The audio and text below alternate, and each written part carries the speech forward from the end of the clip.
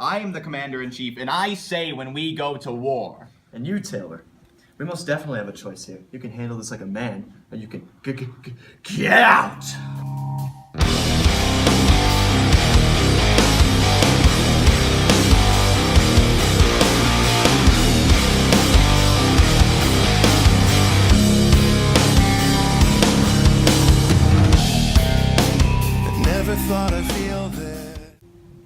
Alright, what is our current situation? Men, it has occurred to us that the Russians are moving missiles, medium-range ballistic missiles, into Cuba according to our U-2 spy plane.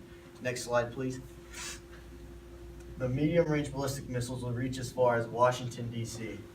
These weapons have the power to destroy cities within seconds. Gentlemen, there's a big red dog in our backyard. We have the right to put it down. We need more information on Cuba, Cuban missile sites, more U-2 coverage around the island. The citizens should not have to do anything, remain calm, go about your normal day, and stay on standby. The president will handle the situation. The government will let you know if there's anything to happen. There are many options that we're considering at this time, but we'll make sure to take every single one of them into account. All right, can you tell us how the citizens should be preparing for this? Citizens should go along with their normal lives, but also stay vigilant at all times. What can you tell us about this crisis? Well, there's medium-range ballistic missiles in Cuba, and they're from the Soviet Union, and we're monitoring them closely. Are the American people safe from these missiles? We're not exactly sure what their intentions are at this time. Since it's a delicate situation, we will continue to monitor it closely. What is our current status? The blockade is working as planned. The ships are turning around. Cuba is unable to get supplies for their missiles. We have successfully stopped production. We should be able to remove the blockade now without starting a war. The blockade was the weakest move to begin with. If it's successful now, why remove it? These ridiculous trades you support are nothing short of appeasement, and in hindsight, should be considered treason to your country. Let's keep this as civilized as possible. I just received a letter from Khrushchev. He said he would remove the missiles and we promised not to invade Cuba. We weren't planning to invade Cuba in the first place, so good thing I didn't know about that. This does appear to be one of our more safer and viable options.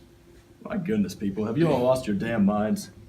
I just received a call that one of our U-2 surveillance planes has been shot down by Russian troops stationed at a nuclear bomb site. This is yet another clear act of war. Now is the time to act. We can no longer sit idle while the Russians plan our doom. If anyone has any common sense, then they would know that now is the time to strike. Immediately. Now, slow down. We're not about to go to war over this. We've flown routine missions over Russia multiple times now, and there's never been any problems. This could have been an accident. We're going to wait for confirmation. Russia has sent us another letter. This time, they have demands. It appears they want it to be quid pro quo. Their missiles in Cuba for ours in Turkey. This is what we should have done in the first place. It's too late for that. Cuba has fully operational missiles. We must invade Cuba. We cannot let the Soviets call the shots. We cannot concede to the Soviet demands. We will not take our missiles out of Turkey. We have no other choice. We must invade Cuba and take out the missiles ourselves. What if we agree to the terms of the first letter, but we only agree if they let us take the missiles out in 6 months so that there isn't any leakage, and then take the missiles out of Cuba? My man Bobby! That's brilliant. Let's do it.